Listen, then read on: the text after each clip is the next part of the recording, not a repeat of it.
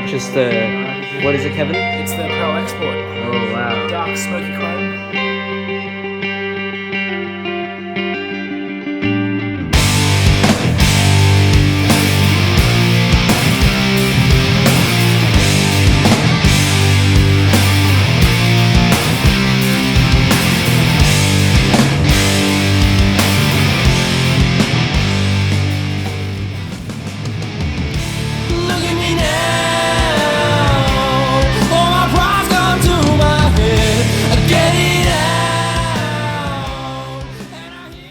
So Kev, what do you think of What If, the first track? Alright, welcome to the I Choose 1 year anniversary. Starts with What If. Cope, take us away. Yeah, track 1 of the album.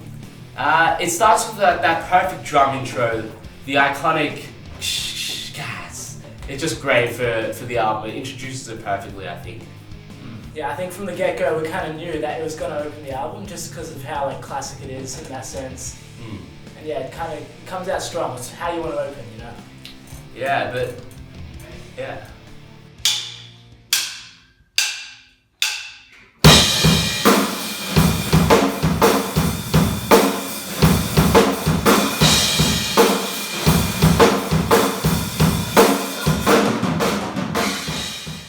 So, Todd, what's the song about? yeah, what if? Well, I was looking through the lyrics and I saw that this song was written 5th of January 2019. Can't believe it's been so long. Yeah. But basically, yeah, the song is about like just, you know, staying humble, staying true to yourself, not getting too proud, that kind of thing. That's all. But going back 2019, 3 years ago, we made the music video with our fans. It's quite a nice one, actually. Yeah, that really saved us because we couldn't really make a music video for ourselves. We couldn't go outside. Yeah, exactly. And Yeah, I just want to give a massive shout out to them. because they came through for us. Yeah, 100%. Came through for this Karate Kid.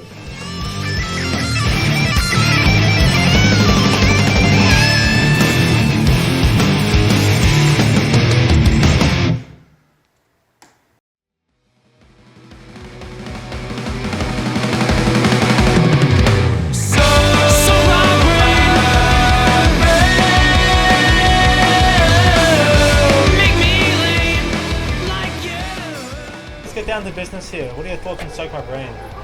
Soak My Brain, man, I've got to be honest with you, that's like my favorite Mixed of Everything song. It shows exactly who Mixed of Everything is in one song. And I love the music video for it. We worked on it pretty hard, like 3 days. 3 days of filming, Yeah. And one video, well put. one rock song. And yeah, 3 different locations, it's pretty sick.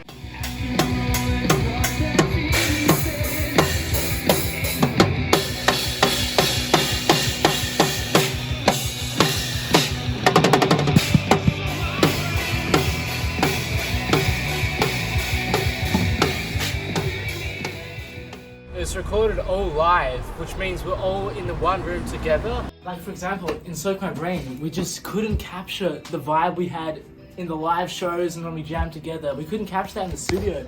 And so after like 3, 4, 5 takes, we were getting so fed up and I just wanted to like, you know, break something. I'm like, And we weren't using any metronomes or anything even, like we really wanted it to be like a kind of live sound.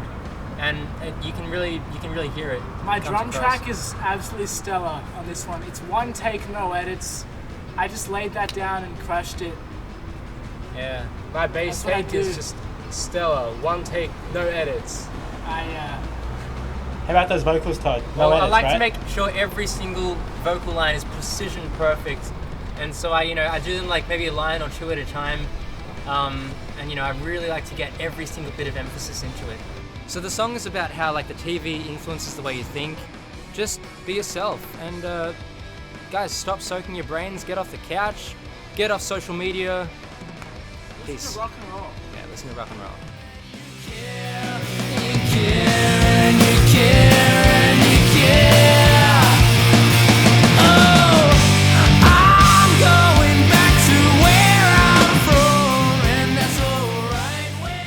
Yeah, so Alone, I wrote that in Hamburg at a hostel we were staying at right before the Hard Rock Cafe Hamburg gig.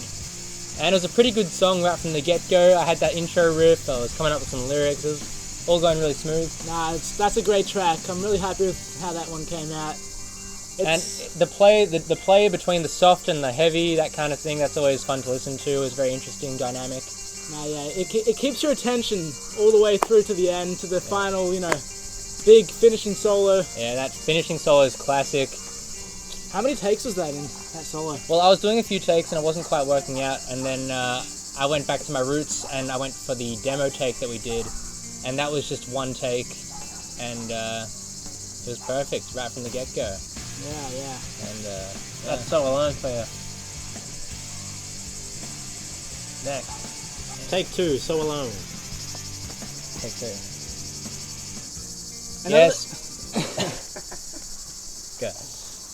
Another thing worth pointing out is the vocals being all single tracked throughout the whole song. I'm going back to where I'm from, and that's alright with you. Thanks, I won't miss you too. But yeah, the whole production on iTunes was, let's say, rather raw. Like, there's not too much fancy stuff going on. It's all pretty, down to earth as you hear it in the live show.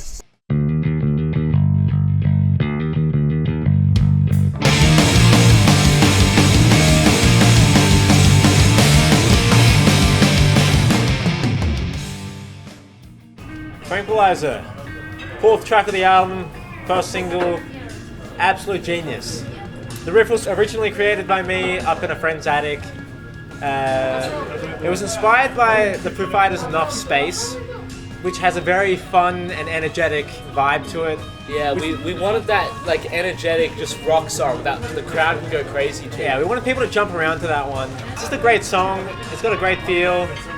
Any comments, The Doc? funny thing about that song is that Blake originally wrote the lyrics, and he wrote a first draft of it, and then I added a chorus on top of it. But then eventually I slowly kind of changed Blake's lyrics into absolutely nothing compared to what it was originally. They're my lyrics now completely, and so I get absolutely zero credit now. zero credit. I was looking at those royalties and I was thinking, yeah, I want those mechanical royalties. It's all business with Yeah, this guy. business. So when we split up now, Blake's not getting any cash. Yeah, want me to split up? Yeah, I can't wait. It tells a story about someone with heavy social anxiety, can't go outside, stuck inside the whole time, and they've just got serious mental issues and that kind of thing. So their solution, Tranquilizer, calms the nerves. It's good for you. Jeffrey agrees.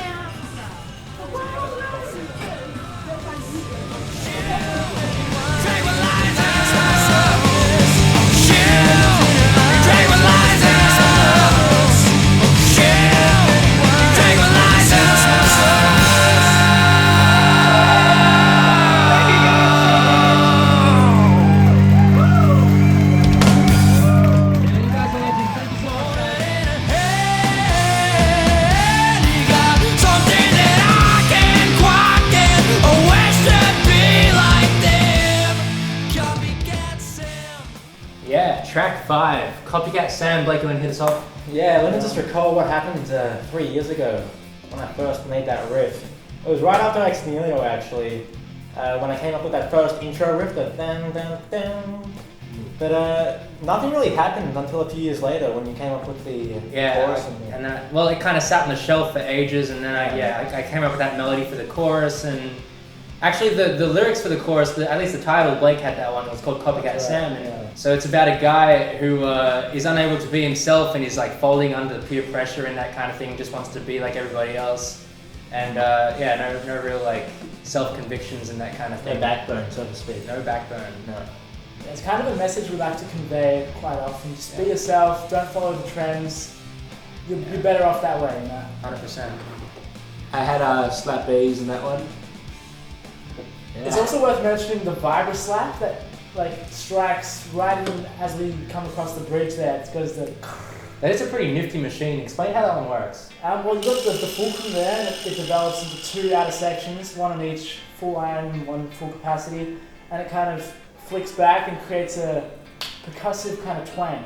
I like that. A metal clunk is involved.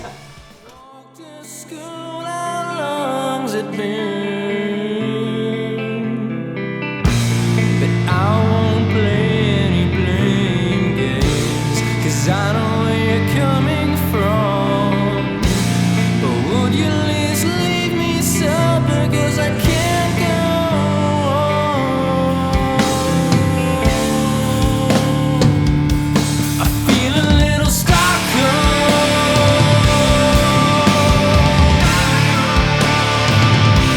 I feel a little Stockholm. Alright, so Stockholm. I like to think of it as less of a song and more of a journey. You know, when we were writing that, we wanted to go for that epic song that would take you for a 7-minute ride, you know? Like, oh, I'm really breaking a sweat here. Hey, thanks guys. Yeah, you're good. Yeah, man, Stockholm, it's a real rocker. One Listen on to myself. it. One on myself. So I'm gonna name a few songs, and you guys have to tell me what they've all got in common. All right? Bohemian Rhapsody, November Rain, La Villa Strangiato, Stairway to Heaven. They're all rockers, aren't they? Well, yes, they're all rockers, but be a bit more specific. They're all very long. That's true. And they're all tragically long. They're boring, okay? They've all got these parts like, you know, Bohemian Rhapsody, Galileo, like who cares? Yeah, Who useless cares? sections and songs. Useless sections, exactly, Blake. Now, what we've managed to do here is create a 7-minute song that has no boring bits. This is gold from start to the end. I dare you to find anything you don't like about Stockholm. You said it best. The 3-minute instrumental part at the end. I was gonna gold, say, gold. yeah. No, pure gold, pure gold. We did originally intend to make a video for this one. That's correct. But yeah, that didn't go ahead. Finances, you know. So what are your finances like? Look, I'm not going to go into that, but please Strong. feel free to donate. We're on Strong. PayPal. All in all though, that's Stockholm. That's a treat. Hope you guys like that one. Yeah, hey, we'll see you in Sweden, guys. Catch you there.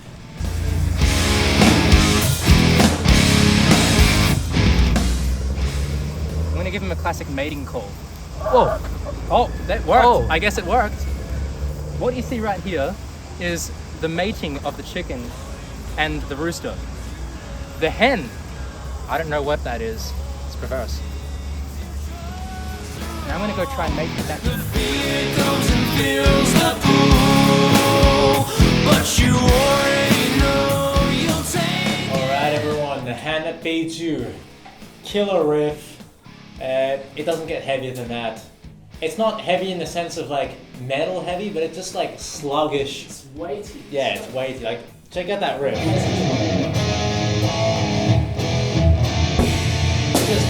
It's really dark.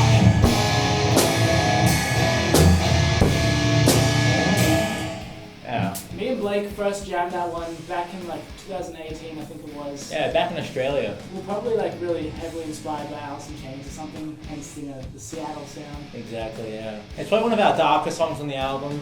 For sure, yeah. It's tuned down a step to also give it that extra depth. So it's kind of... It's got that like cool, you know, confusing kind of intro, but we wanted to like, you know, mess with your heads in that one. Yeah. It's a great way to start. It's kind of oddly timed. Give him a little demo of that part. 3, 4, 3. I didn't catch that. Something like that. 3, We 2. can't even play that song.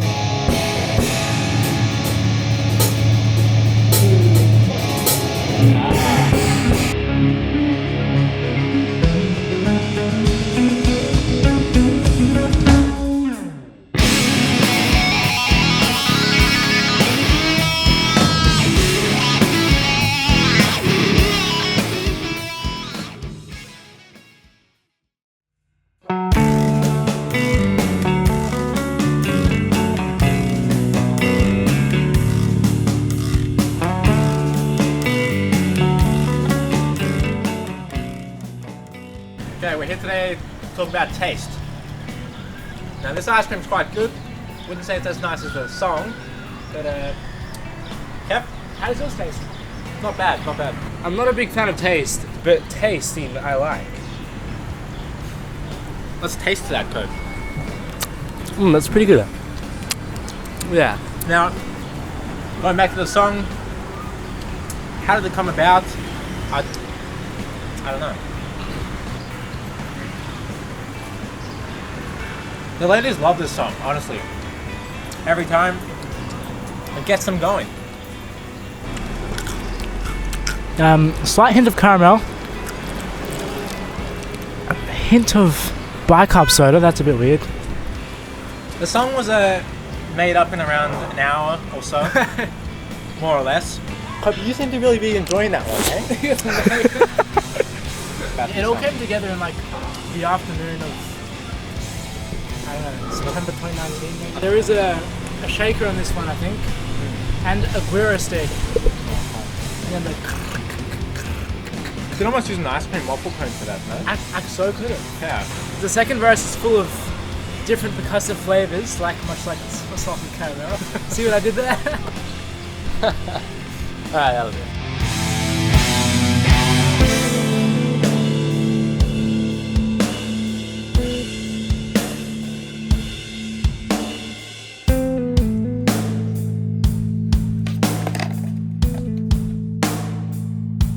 See what I did? Yeah, right. Throw me your lemongrass swamp.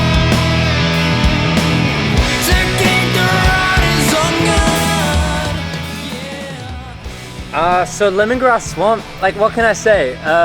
It was so close to not making the cut for this album, and look, we almost canned it. I don't know, somehow it mysteriously got on there. I don't think there is too much to say about this one. Honestly, like, you gotta be drunk to enjoy that track. You know, well, it was good because it got on there because a few people have said to us it's their favorite song. Yeah, I've heard some alcoholics talk about that song. I agree. Yeah, not one of my personal favorites. But hey, like, even Appetite for Destruction has anything goes, so come on. Cheers to that one. Alright, I like it.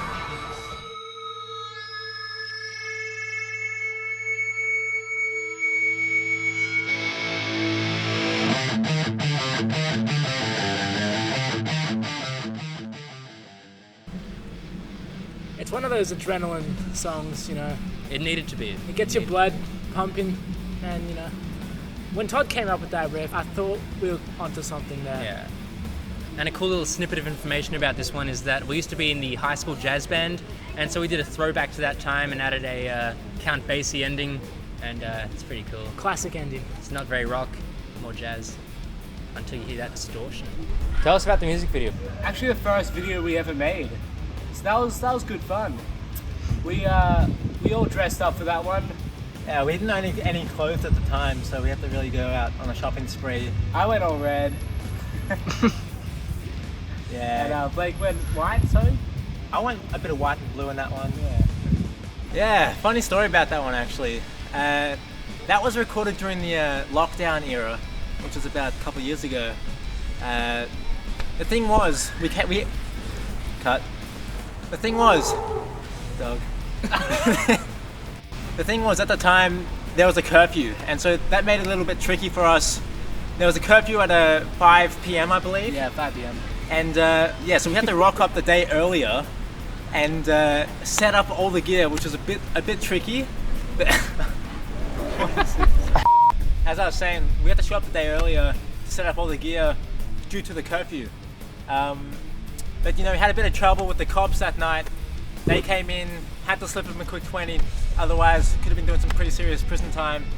But it was all good, thankfully. Yeah. Next day, we showed up. What happened? I got the video done in 6 hours. Great.